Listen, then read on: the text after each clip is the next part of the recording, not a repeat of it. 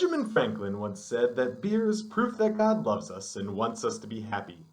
And while that might be enough to prove Franklin's genius, the sentiment is actually much, much older. Approximately 5,000 years older to be exact. An ancient Egyptian inscription from 2200 BC states, similar to Franklin, that the mouth of a perfectly happy man is filled with beer. They say that death and taxes are the only two constants in life. But perhaps now they should add the love of beer to that list. What is it about beer that inspired someone to chisel these thoughts into stone? How did it fit into ancient Egyptian society, and how does that differ from its place within our own? Perhaps most importantly, how in the world did the Egyptians manage to build the pyramids if they were drinking morning, noon, and night? To start, let's talk a little bit about the science behind alcohol and beer. The word alcohol, just like algebra, algorithm, almanac, alchemy, comes from the Arabic language. It was termed by the Persian physician and philosopher Muhammad ibn Zachariah al-Razi in the 9th century AD, who was able to isolate the compound. During that time, it referred to a fine powder created from the distillation process, which was then used for things like eyeliner and cosmetics and medical purposes. So it's a little weird that even though the process of drinking alcohol goes all the way back to 5,000, maybe 10,000 years ago, the word itself is only about 1,000 years old and had nothing to do with the drinking of the intoxicating liquid. Most people who have had a couple alcoholic drinks know its basic effects: mild euphoria, increased sociability, a decrease in anxiety, perhaps the ability to find one's jokes increasingly hilarious. The more you drink, however, the more negative effects come into play: impaired motor and memory function, a depressed nervous system, overall stupor, intoxication, what we call drunkenness. Few people, however, understand the chemistry behind the active ingredient in beer, wine, and liquor. Alcohol is actually a fairly broad term encompassing a number of different types of organic compounds, that is, compounds centered around the element carbon. In science speak, one would say that it's an organic compound where a hydrogen-oxygen molecule is linked to a carbon atom, which then in turn is saturated with hydrogen atoms. So next time you're at a cocktail party, make sure to wow all your friends with this in-depth chemical knowledge. All drinkable alcohol is actually a subversion of this broader category of compounds, known as ethanol. Ethanol is represented by the chemical formula C2H5OH. Basically 2 carbon atoms attached to 5 hydrogen atoms and 1 hydrogen-oxygen molecule. In its pure state, it's clear and flammable with just a slight smell. Ethanol is produced through a process of fermentation, a process where the sugar compounds are broken down anaerobically by yeast and bacteria, changing from a single sugar molecule to 2 ethanol molecules and 2 carbon dioxide molecules. So that's the basic process. Find something with sugar, add yeast, and watch that sugar turn into ethanol.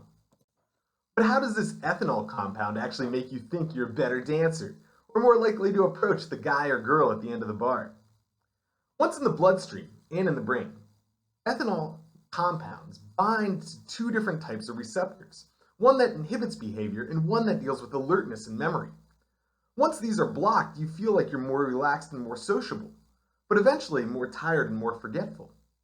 And if you're wondering why you're busting out such awesome dance moves if alcohol is a depressant, it's because it also has stimulant qualities. It releases norepinephrine, adrenaline, and cortisol, all of which hype you up. And on top of this, it also causes the release of the neurotransmitter dopamine, which is why we feel like we're having such a good time when we're out with friends for a few drinks.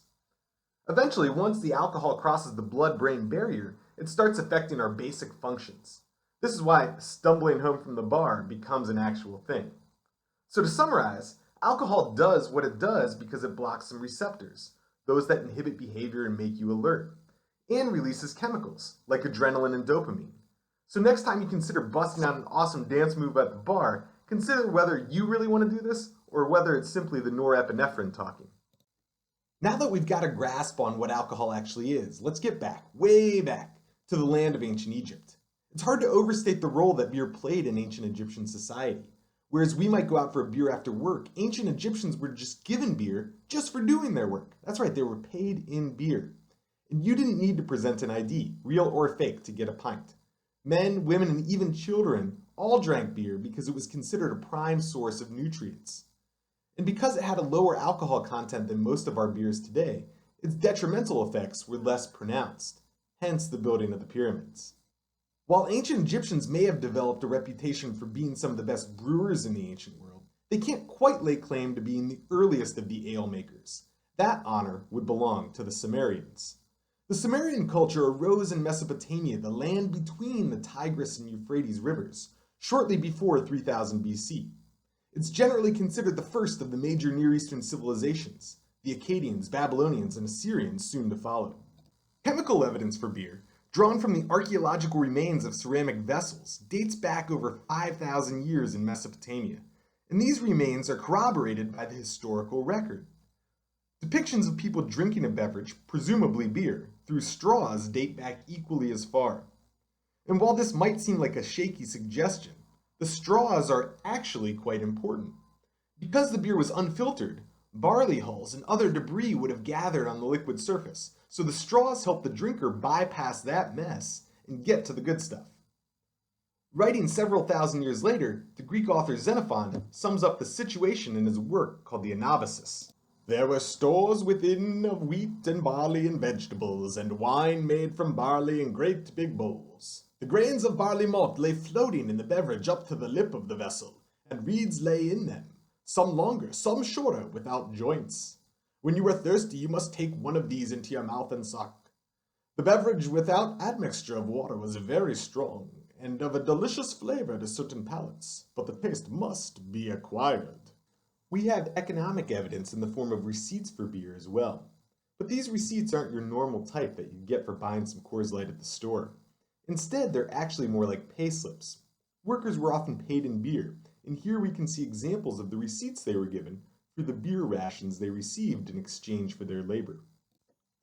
Beer was important enough to Sumerian society that it transcended the mortal realm to that of the gods. The goddess Ninkasi, the Sumerian patron goddess of brewing, had a hymn dedicated to her which, in addition to glorifying the goddess, actually described the brewing process. In its written form, it dates back to 1800 BC, making it the oldest written record of a beer recipe. Born of the flowing water, tenderly cared for by the Ninhursag. Ninkasi, you have founded your town by the sacred lake. She finished its walls for you. Ninkasi, your father is Enki, Lord Nidamud. Your mother is Ninti, queen of the sacred lake. Ninkasi, you are the one who handles the dough and with a big shovel, mixing it in a pit, the batter with date honey. Ninkasi, you are the one who bakes the batter in the big oven, puts in order the piles of hulled grains. Ninkasi, you are the one who waters the malt set on the ground. The noble dogs keep even away the potentates. Ninkasi, you are the one who soaks the malt in a jar. The waves rise, the waves fall. Ninkasi, you are the one who spreads the cooked mash on large reed mats. Coolness overcomes. You are the one who holds with both hands the great sweet wort, brewing it with honey and wine. Ninkasi, the filtering vat, which makes a pleasant sound, you place appropriately on a large collector vat. Ninkasi, you are the one who pours out the filtered beer of the collector vat. It is like the onrush of the Tigris and the Euphrates. To the Sumerians, Ninkasi was also known as the goddess who would satisfy desire and sate the heart. And so for the Sumerians, just like for Ben Franklin, beer really was proof that the gods and goddesses loved mankind and wanted them to be happy. Nowadays, Ninkasi lives on as the name of a brewing company located in Eugene, Oregon, honoring the Sumerian goddess who satisfied thirst and desires of people 5,000 years ago. Like the Sumerians, the ancient Egyptians considered beer to be a gift of the gods. Rather than a single myth, however, there are several stories detailing how beer became a part of Egyptian society.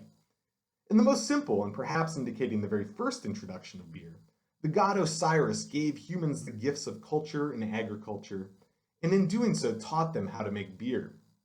And while this may have been the core belief, it won't win any awards for storytelling. The next tale, however, gets far more engaging.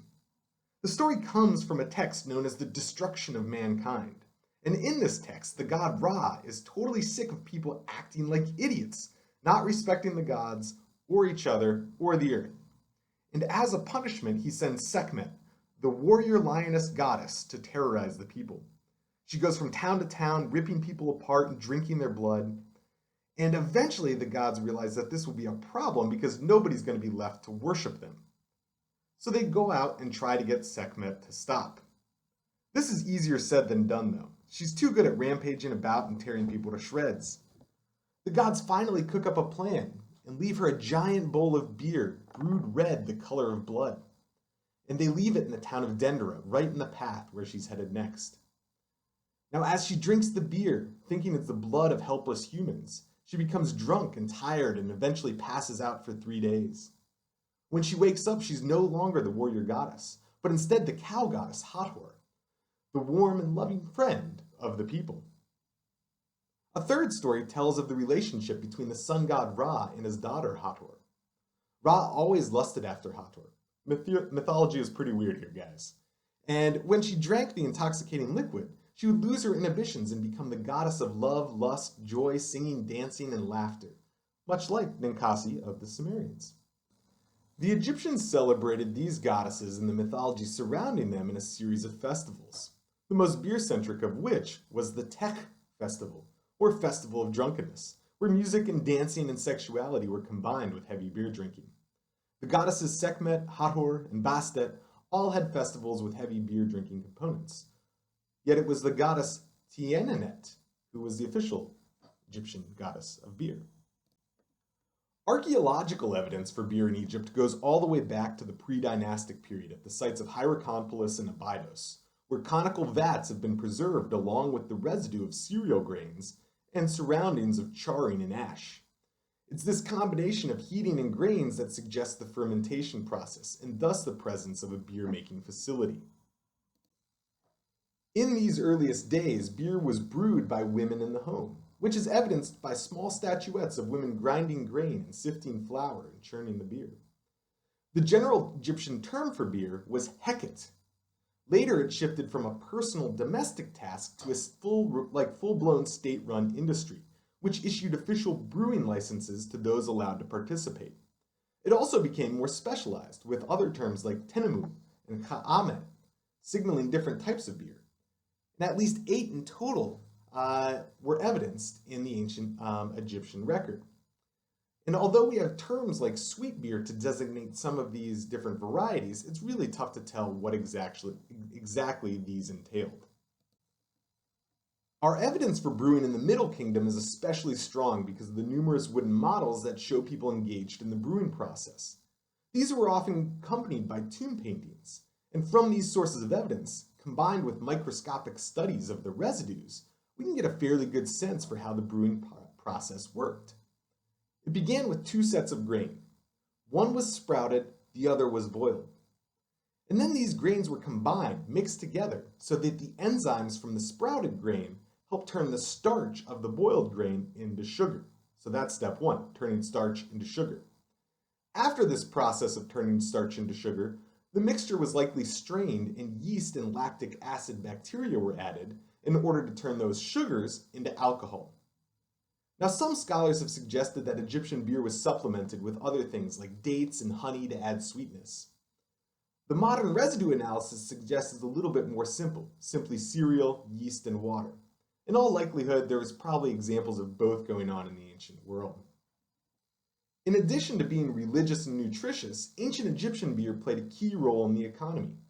Because coinage had yet to be invented, workers were often paid in bread and beer, and we have evidence of this occurring for the workers of the Giza pyramids and many other instances beyond that. The basic wage would have been about 10 loaves of bread and 1 full, fairly large beer jug per day, 4 or 5 liters. These rates, however, varied greatly, so the lowest workers got barely enough to live on, while the highest paid workers made up to something like 50 times this in a daily wage. But because no one actually needs 500 loaves of bread per day, or 50 jugs of beer per day, it's likely that the bread and beer here became a unit for measuring commodities, so that you'd measure things and price things in terms of bread and beer, so that the highest paid would have received a variety of things that equally cost about 500 loaves of bread or 50 jugs of beer per day. Once the beer was brought home, it was then drank by men, women, and children, suggesting that the alcohol content would have been fairly low compared to most beers in today's world, probably only 3 or 4%. Beer in festivals or funerals or for the gods may have been much stronger, indicated by higher levels of sugar. Egyptians so enjoyed their beer that the production and consumption of beer lasted long into the Ptolemaic period, where wine-loving Greeks ruled the country. The last of the Ptolemies, Cleopatra VII, was the first to levy a tax on the beer in order to fund her war against her brother. And while she eventually won that battle with the help of Julius Caesar, she lost the battle with beer lovers in the Nile Valley due to that tax. In 1996, Cambridge Egyptologists collaborated with a British brewery to try to recreate a recipe based on their research. The result, they said, was slightly cloudy with a golden hue. Very rich, very malty, and has a flavor that reminds you a little of Chardonnay. I can't say this sounds particularly appealing, but who am I to argue with a drink good enough for the gods of Egypt?